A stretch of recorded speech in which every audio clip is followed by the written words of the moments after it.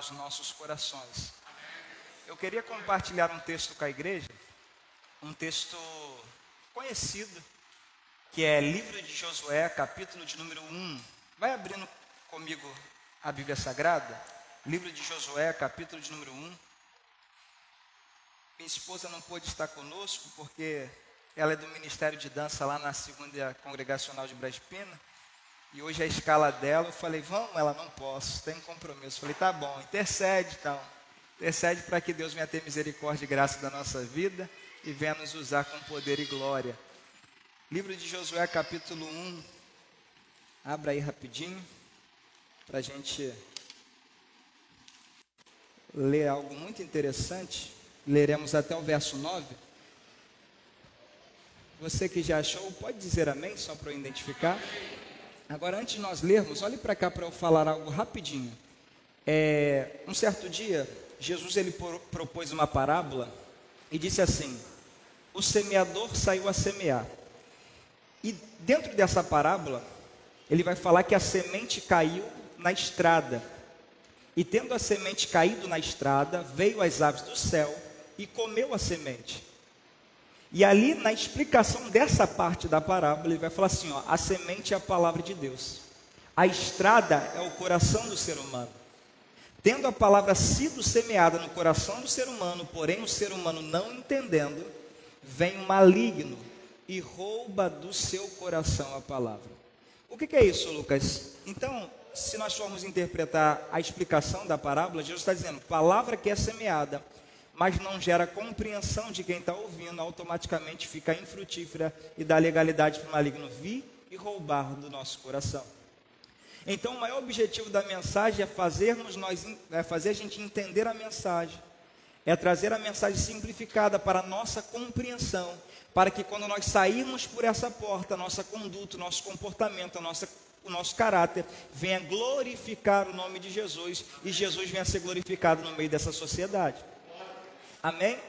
Então, me dê a sua atenção de presente para que a gente possa compreender. Livro de Josué, capítulo 1, leremos até o verso 9, diz assim o texto. Sucedeu depois da morte de Moisés, servo do Senhor, que este falou a Josué, filho de Num, servidor de Moisés, dizendo, Moisés, meu servo, é morto. Dispõe-te agora, passa este Jordão, tu e todo este povo, a terra que eu dou aos filhos de Israel. Todo lugar que pisar a planta do vosso pé, vos tenho dado, como eu prometi a Moisés. Desde o deserto e o Líbano até o grande rio, o rio Eufrates, toda a terra dos heteus, até o mar, o grande mar para o poente do sol, será o vosso limite. Ninguém te poderá resistir todos os dias da tua vida. Como fui com Moisés, assim serei contigo. Não te deixarei e nem te desampararei. Sê forte e corajoso, porque tu farás este povo herdar a terra que sob juramento prometi dar a seus pais. Então somente ser forte e muito corajoso, para teres o cuidado de fazer conforme toda a lei que meu servo Moisés te ordenou. Dela não te desvies nem para a direita e nem para a esquerda, para que sejas bem sucedido por onde quer que andares. Não cesses de falar deste livro da lei, antes medita nele de dia e de noite, e tenha cuidado de fazer segundo tudo quanto nele está escrito. Então farás prosperar o seu caminho e serás bem-sucedido. Não te mandei eu? Seja forte e corajoso. Não temas e nem te espantes, porque o Senhor teu Deus é contigo por onde quer que andares. Amém? Quando o pastor Jorge entrou em contato comigo, ele falou que o culto ele tinha um tema dizendo só para os fortes. É isso? Estou dentro da visão? E ele me deu um texto base, só que Deus ele me direcionou para a vida de Josué, porque Josué também, em algum momento da sua trajetória, algum momento do seu ministério, algum momento da sua vida, ele teve que ser forte. Só que para a gente compreender, e eu chegar aqui no texto que nós acabamos de ler, eu queria compartilhar uma história bíblica com vocês rapidamente, porque essa história ela vai começar lá no sonho de José, filho de Jacó, como todos conhecem. José, um certo dia, ele vai sonhar. os seus irmãos não vão ficar tão contentes com o sonho que ele teve, porque no sonho de José, os seus irmãos e o seu pai se curvavam e reverenciavam José, e os irmãos de José começam a perseguir José, a ponto de José ser vendido como escravo e em um tempo parar na terra do Egito.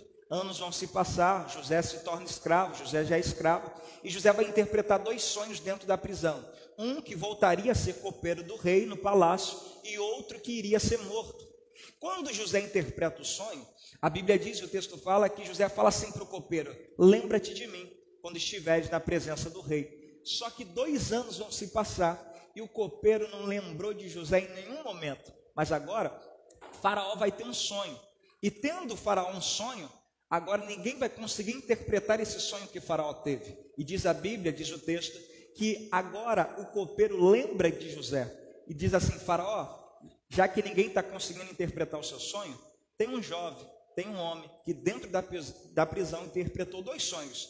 O meu, que tornaria ser copeiro do rei, e o do meu amigo, que infelizmente foi morto, foi martirizado. E os 2 sonhos se concretizou.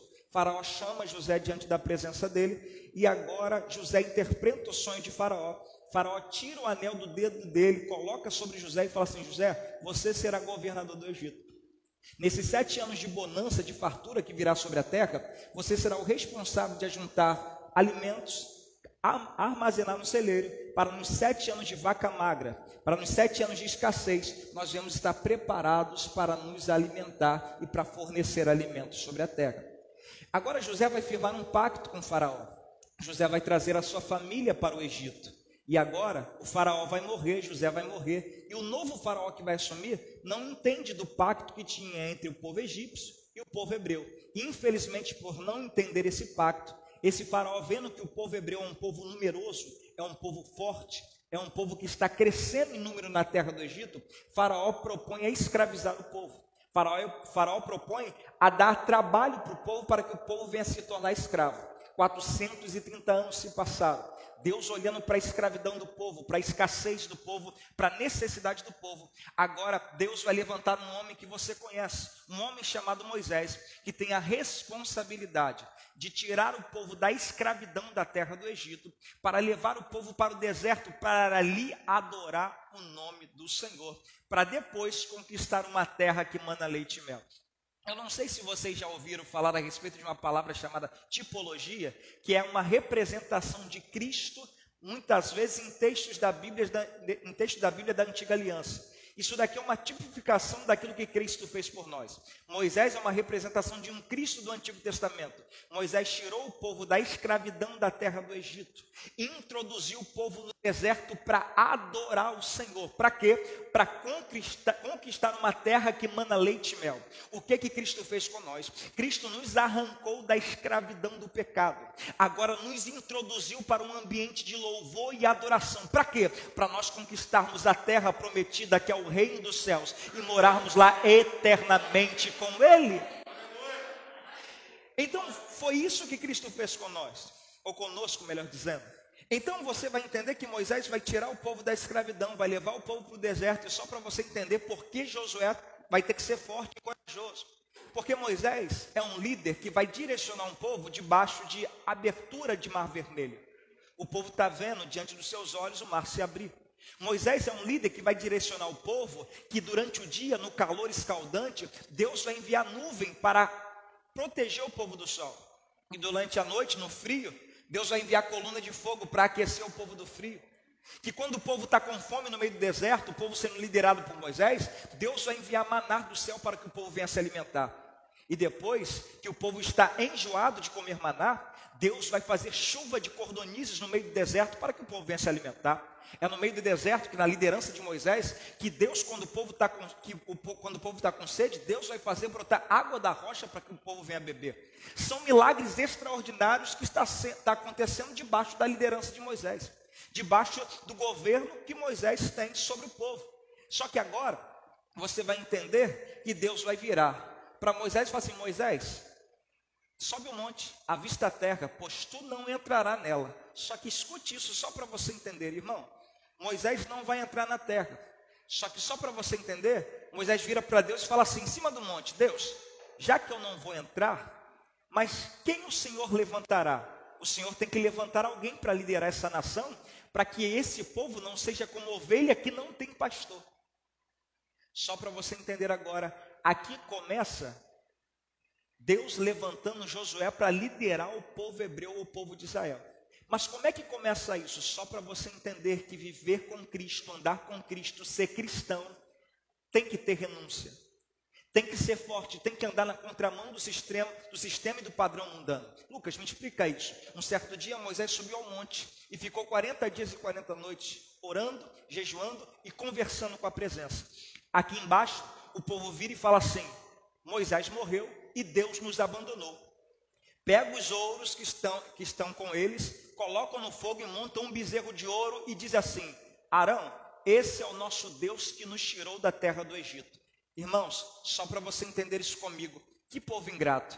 Deus abriu o mar vermelho e eles estão dizendo assim, ó, foi o bezerro de ouro que é o bezerro de ouro que é o nosso Deus. Deus fez chover maná, chuva de cordonizes, água brotar da rocha, e eles estão retribuindo aquilo que Deus fez, dizendo assim, ó, é o bezerro de ouro que é o nosso Deus. Aí sabe o que acontece? Só que a Bíblia é bem clara. A Bíblia vai dizer assim, ó, enquanto o povo se corrompia, enquanto o povo idolatrava, enquanto o povo fazia aquilo que não era do agrado de Deus, o jovem Josué, filho de Num, não se apartava da tenda. Só para eu tentar explicar e exemplificar isso de uma forma mais simples e mais clara. Enquanto o povo está se prostituindo, enquanto o povo está idolatrando, enquanto o povo está pecando contra Deus, o jovem Josué não se apartava da tenda. Só permita eu conjecturar isso daqui.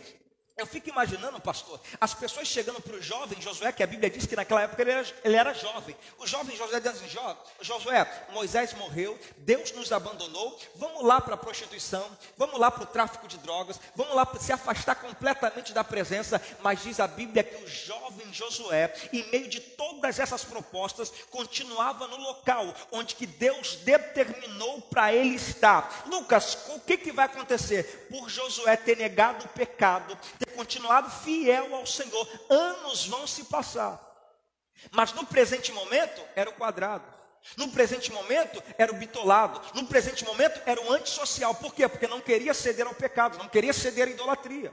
Anos vão se passar, Moisés está em cima do monte, aí Deus fala assim, Moisés, tu não vai entrar, mas eu vou levantar alguém que vai liderar o povo para herdar a terra que eu prometi sobre juramento a seus pais que lhe daria. Aí Moisés fala assim, quem é? Aí Deus fala assim, ó, vai até a tenda em quem está Josué, um homem em que há o meu espírito.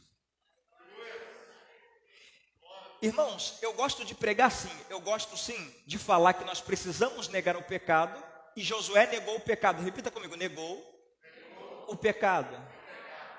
Então ele negou o pecado, ele negou as propostas, ele andou na contramão de um sistema, de um padrão, que o próprio povo de Deus estava se corrompendo, mas ele continuou obedecendo e se santificando, aguardando o tempo dele chegar. Ah, Lucas, negar o pecado é difícil? Sim, fato. Lutar contra a nossa própria natureza é difícil? Sim, fato. É. Mas entenda uma coisa, toda negação, toda luta, todo esforço que nós estamos fazendo para permanecer fiel ao Senhor, existe um futuro bem próximo, onde virá recompensas extraordinárias sobre a nossa casa, sobre a nossa família e sobre a nossa vida, que Deus derramará de uma forma abundante e gloriosa sobre nós. Josué renunciou. Josué se abdicou de praticar coisas horrendas diante do Senhor, mas quando Deus quis levantar alguém para liderar a sua nação, ele não levantou alguém que viveu uma vida de qualquer maneira. Ele levantou alguém que escolheu viver uma vida separada, mas obedecer a sua palavra e a sua vontade. Só que entenda uma coisa, a gente entra no texto que nós acabamos de ler. Deus vira para Josué no capítulo 1 e fala assim, depois da morte de Moisés, o texto diz que Deus vira para Josué e fala assim, meu servo Moisés é morto. Só para você entender isso daqui, eu explicar, irmãos, porque o povo judeu, o povo hebreu, o povo de Israel tinha Moisés como uma representação de praticamente um ser divino. Praticamente Deus na terra era a representação de Moisés. A reverência, o respeito e até mesmo um pouco de idolatria para com Moisés, a ponto de Jesus se apresentar a Israel e eles falarem assim para Jesus, porventura és tu maior que Moisés? Porventura és tu maior do que Jacó, do que o pai Abraão? Por quê? Porque eles têm essas 3 figuras, ou melhor dizendo, 4 figuras, Abraão, Isaac, Jacó e Moisés, como uma representação muito grande. Mas principalmente Moisés, que vos deu a lei, eles eram muito apegados com Moisés. Então agora, Josué vai liderar um povo que quando eles deram Moisés como morto, o que eles fizeram? Idolatraram. Quando eles tiveram o entendimento, Moisés morreu, o que eles fizeram? Se afastaram de Deus. Agora Josué está assim, na mente dele. Se quando eles pensaram que Moisés morreu, eles largaram a Deus, imagine agora que Moisés morreu. Eles tinham Moisés como uma grande referência. Eles tinham Moisés, com todo respeito, como uma celebridade gospel, como alguém insubstituível. Só que Deus vira para Josué e fala assim: Josué, levanta-te. Por quê? Porque meu servo Moisés é morto. Isso daqui é interessantíssimo. Por quê? Porque enquanto muita gente vê Moisés como celebridade, como autossuficiente e como insubstituível, Deus está dizendo assim: Josué, fica tranquilo, meu servo Moisés é morto.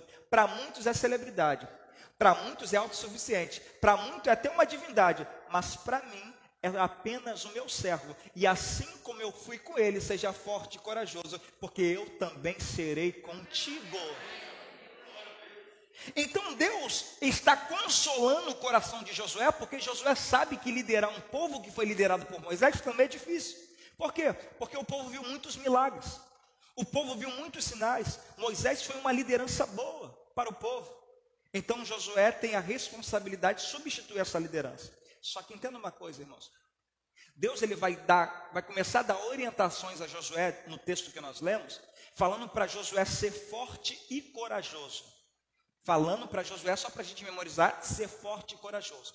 Só que se você estiver com a Bíblia aberta agora, e nós lermos a partir do verso de número 6, olha o que diz o texto. Ser forte e corajoso, porque tu farás este povo herdar a terra, que sob juramento prometi dar a seus pais. Olha o que vai acontecer agora no verso 7. Então somente ser forte e muito corajoso agora olhe para cá, para a gente continuar o texto já já. Deus está dizendo para Josué assim: Josué, você vai liderar, eu tenho um chamado na tua vida, eu tenho um propósito na tua vida, mas entenda, seja forte e corajoso Aí você pensa, Deus vai falar para manusear a espada diante dos inimigos. Não, senhor e não, senhora. Deus vai falar para ele ser forte e corajoso para poder lutar contra o exército opositor. Não, senhor e não, senhora. Ele vai dizer assim, seja forte e corajoso olha o que ele vai dizer agora, para teres o cuidado de fazer segundo toda a lei que meu servo Moisés te ordenou. Dela não te desvie nem para a direita e nem para a esquerda, para que seja bem sucedido por onde quer que andares. Deus está dando uma orientação a Josué aqui fenomenal. Ele está dizendo assim: Josué, valente diante da minha presença não é aquele que derruba 1000 homens numa guerra. Valente diante da minha presença e corajoso diante dos meus olhos não é aquele que luta com coragem diante do inimigo. Valente e corajoso diante da minha presença é aquele que está disposto a renunciar ao pecado para obedecer cada vírgula, cada texto, cada parágrafo, cada frase, cada palavra desta escritura sagrada. Obedeça, siga, não desvie dela nem para a esquerda nem para a direita, porque por onde que você passar, você será bem sucedido. Deus está dando essa orientação a Josué. Não tem a ver com manusear a espada, não tem a ver com, não tem a ver com lutar contra o inimigo, tem a ver com obedecer a palavra de Deus.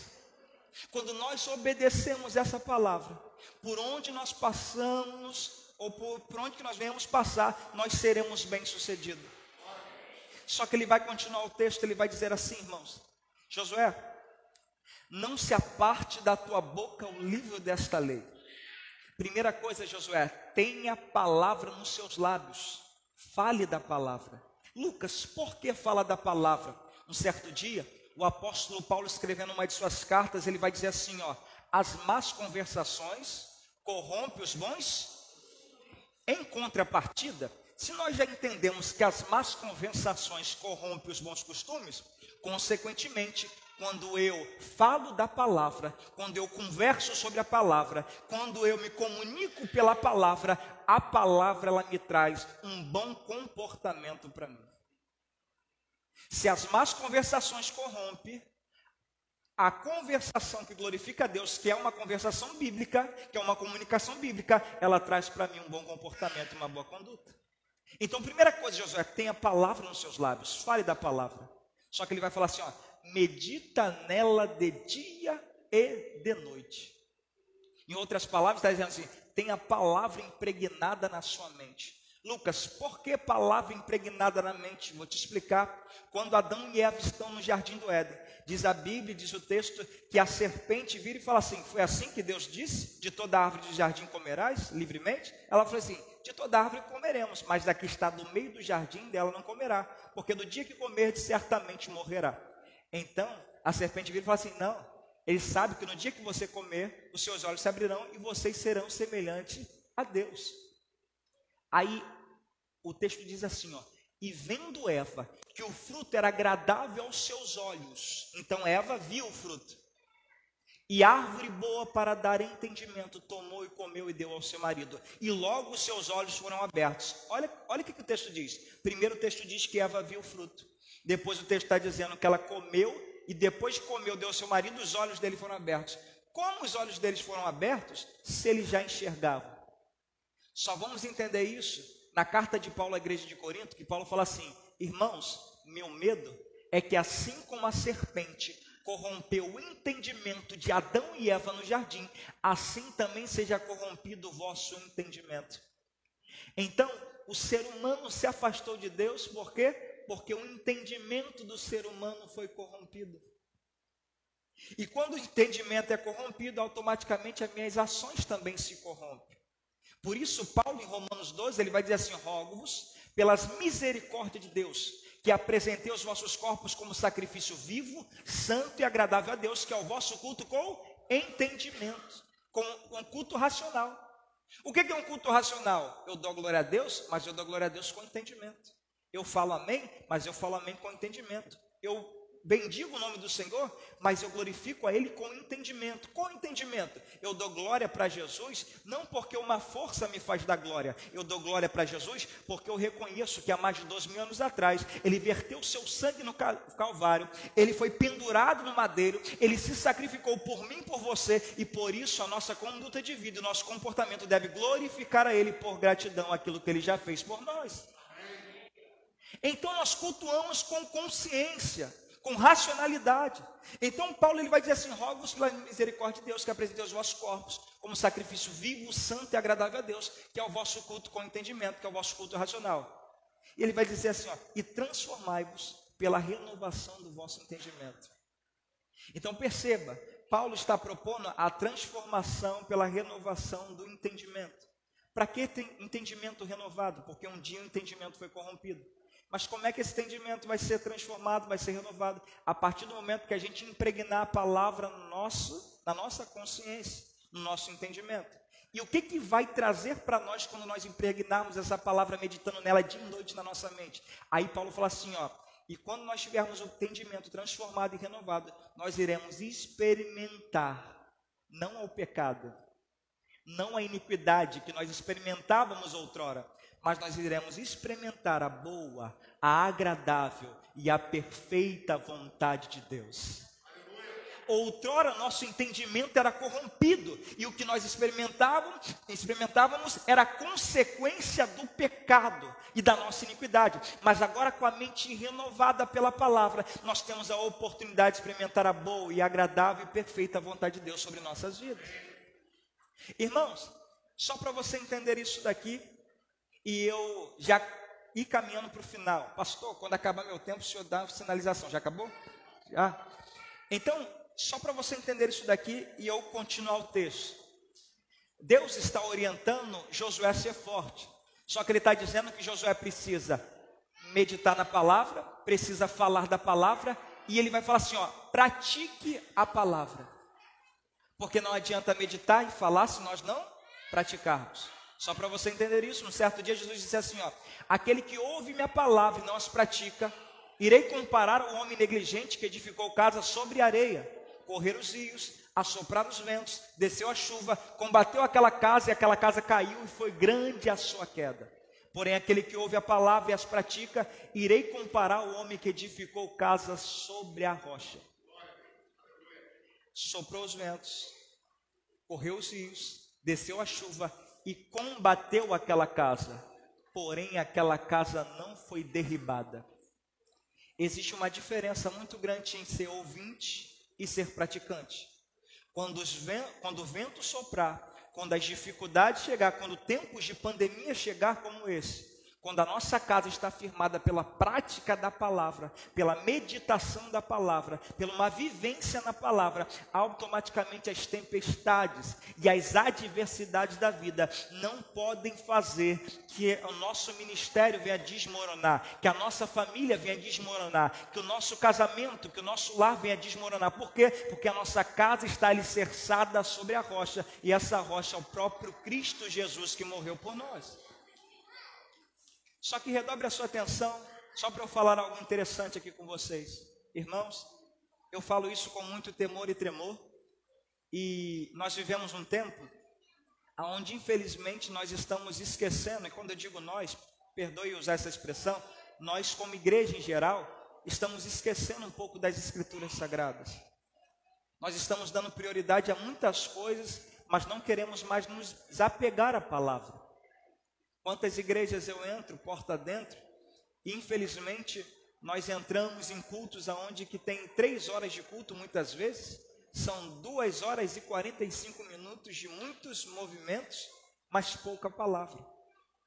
Mas Lucas, o que você quer dizer com isso? Lembra lá no livro do Gênesis, onde que um certo dia, a narrativa de Gênesis, ela dizendo, falando assim, e no princípio a terra era vazia e sem forma, e havia trevas sobre a face do abismo, e o Espírito de Deus se movia sobre a face das águas. Redobre atenção para isso. O Espírito de Deus está fazendo o quê? Repita comigo, se movendo.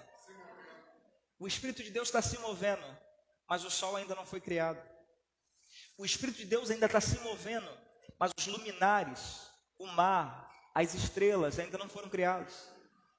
O Espírito de Deus está se movendo, mas os animais ainda não foram criados. Lucas, o que é isso? Por mais que o Espírito se mova, a criação só vem a partir de que Deus fala assim, haja luz, então houve luz. Ou seja, pastor, por mais que o Espírito se mova, se Deus não liberasse a palavra, ou se a palavra não for liberada, não há criação. O que você está dizendo? Eu estou dizendo que por mais que o Espírito venha se movimentar na igreja, a palavra ainda é prioridade. Por mais que tenha dons de curas, prodígios, sinais e maravilhas, nós devemos permanecer com a palavra. Lucas, por quê? Bom, vamos entender então, João capítulo 8, verso 32, Jesus disse assim, conhecereis a verdade, e a verdade vos libertará. Por favor, se puder falar isso para o teu irmão, fala assim, palavra liberta. João capítulo 17, verso 17, Jesus disse assim, ó, santifica os teus filhos na verdade, a tua palavra é a verdade. Vira para alguém e fala assim, palavra santifica. Salmo de número 119, Davi estava inspirado para falar de Bíblia nesse dia, ele diz assim, lâmpada para os meus pés e luz para o meu caminho é a tua palavra. Sabe o que Davi está dizendo? O que me direciona, o que me guia, o que me conduz é a tua palavra. Lucas termina aí, não senhor e não senhora, no mesmo Salmo de número 119, Davi vai dizer assim, ó, como purificará o jovem o seu caminho? E ele vai dizer, observando conforme a tua palavra. Irmãos, olha que coisa interessante. Davi está dizendo assim, como purificará o jovem o seu caminho? Ele diz assim, observando conforme a tua palavra. Sabe o que Davi está dizendo? Eu olho para o meu comportamento. Eu olho para a minha conduta de vida, eu olho para a minha maneira de viver, depois eu olho para dentro da palavra. Se a palavra dá ok, eu continuo vivendo da mesma forma que eu estou vivendo. Mas se a palavra diz não, eu mudo meu comportamento. Para quê? Para viver de acordo com a palavra. Permita-me falar isso daqui, o que dá diretriz do seu comportamento não é a Rede Globo de televisão. O que dá diretriz do seu comportamento não são as redes sociais. O que dá diretriz do seu comportamento não são as emissoras de TV. o que dá diretriz do seu comportamento é e sempre será a palavra de Deus. Então viva de acordo com essa palavra. E só para finalizar, ele termina o texto dizendo assim, ou melhor dizendo, ele fala no texto de Salmo de número 119, dizendo assim, ó, escondi a tua palavra no meu coração, para não pecar contra ti. Lucas, o que é isso? Davi está dizendo, todas as vezes que o pecado bate a porta, tentando me afastar da presença, existe uma palavra que está impregnada no meu coração, que grita dizendo, não peque, vai te afastar da presença. Não peque, vai entristecer o coração do Espírito Santo. Não peque, permaneça fiel ao Senhor, porque logo, logo Ele voltará para te buscar e para te dar uma coroa da vida incorruptível e para fazer você morar eternamente no céu. Irmãos, mas Lucas, qual é o benefício que eu vou ter sendo forte e corajoso, renunciando ao pecado e obedecendo a palavra? Está no texto. Olha o que o texto vai dizer. No verso de número 8. Diz assim, ó. Não cesse de falar deste livro da lei. Antes medita nele de dia e de noite, para que tenha cuidado de fazer conforme tudo quanto nele está escrito. Então farás prosperar o teu caminho e serás bem-sucedido. E ele ainda diz que eu serei contigo por onde quer que andares. Sabe o que Deus está falando para nós essa noite? Quando nós somos fortes, quando nós somos corajosos, para renunciar o pecado, para obedecer a palavra, também Ele nos honra, porque todo o nosso caminho, Ele se torna próspero, nós nos tornamos bem-sucedidos diante da presença dEle, e ainda a presença dEle nos acompanha, por onde quer que nós venhamos andar. Você recebe essa palavra essa noite? Então aplaude Jesus, porque Ele é maravilhoso.